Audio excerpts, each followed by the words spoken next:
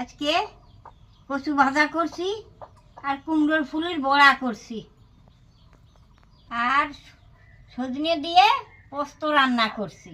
এখন খেয়ে নেই। আজকে একটু সকালে রান্না করছি, আকাশের ভাব ভালো না, একটু বৃষ্টি আসে না, বাইরে রান্না করতে পারবো না। বৃষ্টি আসলে না উনুনে জল ভর্তি হয়ে যায়, ওই জন্য বৃষ্টির আগেই রান্না করি না।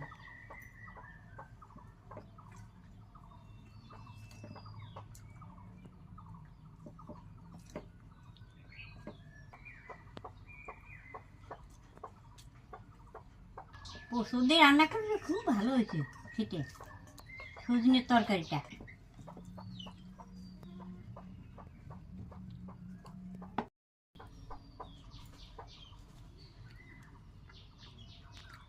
ভিডিও যদি ভালো লাগে লাইক কমেন্ট করে দেবা।